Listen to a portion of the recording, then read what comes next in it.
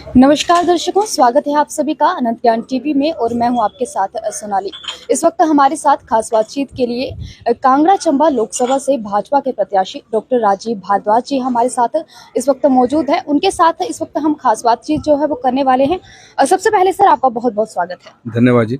धन्यवाद जी सर, आपके द्वारा यहाँ पर एक प्रेस कॉन्फ्रेंस भी जो है वो की गई है भाजपा के द्वारा, जो कल एक मामला जो है वो सामने देखने के लिए मिला है। तो भाजपा के द्वारा आपको जो है वो लोकसभा के प्रत्याशी के तौर पर जो है वो टिकट दी गई है। तो क्या देखते हैं कि आप जिस तरह से हिमाचल प्रदेश में जो ये अपराध बढ़ रहे हैं, खासकर कांगड़ा और चंबा में जो एक साल में इस तरह के जो अपराध देखने के लिए मिले हैं, तो क्या संज्ञान जो है वो आप बतौर MP बनते ही इस पर जो है वो लेना चाहेंगे? मैं कड़े शब्दों में इसकी भर्त्सना करता हूं।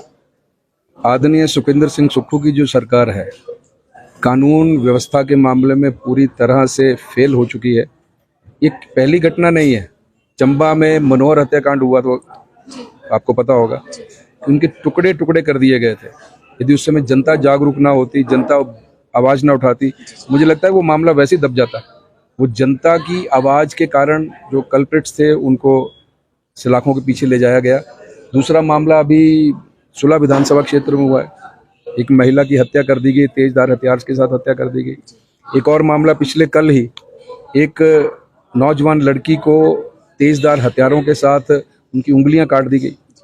तो ये बताया जा सकता है कि कितनी लचर कानून व्यवस्था है।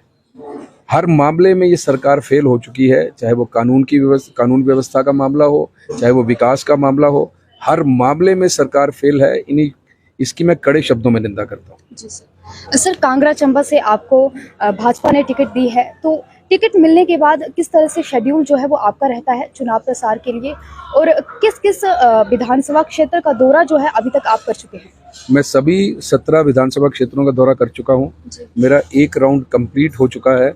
दूसरा राउंड आज से कांगड़ा विधानसभा क्षेत्र में पन्ना प्रमुख सम्मेलन से शुरू हो गया है और ये दौर अगले 10 दिन तक चलेगा। मेरा दूसरा राउंड कंप्लीट हो जाएगा।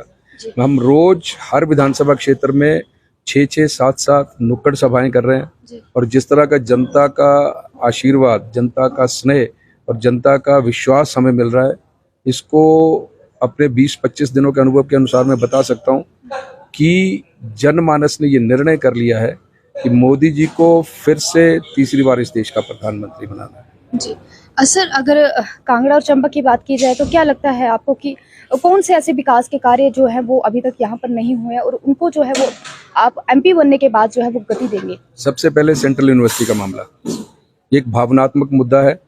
मोदी जी ने 250 करोड़ रुपया भेजा है यहाँ के लिए। पर्यावरण की क्लियरेंस, फॉरेस्ट की क्लियरेंस सारी कर दी गई। उसकी एवज में केवल 20 करोड़ रुपया देना है हिमाचल प्रदेश की सरकार को। पिछले 7 महीने से कुछ नहीं कर रहे हैं।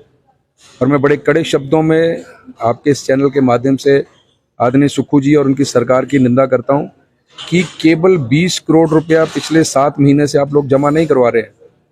इसके कारण रुका पड़ा है कैंपस का काम।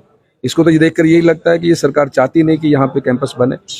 और सांसद बनते ही बड़े जोरदार शब्दों में बड़े जोरदार आवाज उठाई जाएगी और इस सरकार को कटघरे में खड़ा किया जाएगा। जी सर, बात करें तो क्या जो कांगड़ा और चंबा में जो भाजपा की पार्टी है वो क्या मोदी जी के नाम पर जो है वो वोट मांग रही है, या उनके अपने भी कुछ ऐसे मुद्दे हैं जो कि कांगड़ा चंबा से संबंध रखते हैं, उन पर जो है वो जाकर जनता के बीच में जो है वो वोट के लिए अपील कर रही है? देखिए, देश का चुनाव है।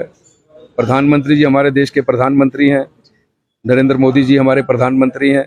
उनके 10 साल के रिपोर्ट कार्ड को जनमानस में के बीच में लेके जाना हमारी ड्यूटी बनती है, हमारा फर्ज बनता है। मोदी के सिपाही के रूप में मुझे टिकट दिया गया है। मेरी ड्यूटी बनती है मोदी जी की जो 10 वर्ष की योजनाएं हैं उन योजनाओं को जनमानस के बीच में लेकर जाएं। वो लोग हम काम कर रहे हैं और यहाँ के जो मुद्दे हैं उन मुद्दों को भी बीच में उठाया जा रहा है। सिकरी धार का मामला है, उसको हम उठा रहे हैं। सेंट्रल यूनिवर्सिटी का मामला है, उसको हम उठा रहे हैं। रेलवे लाइन है, उसको स्ट्रेंथन करने का मामला है, उसके ऊपर काम करेंगे। और कई योजनाएं जिनके ऊपर मन में है हमारे, और जब सांसद बनेंगे तो उसके लिए जोरदार शब्दों से अपनी बात रखी जाएगी दिल्ली में। सर, जीत के लिए कितना आश्वस्त है आप? 100%। धन्यवाद। Thank you.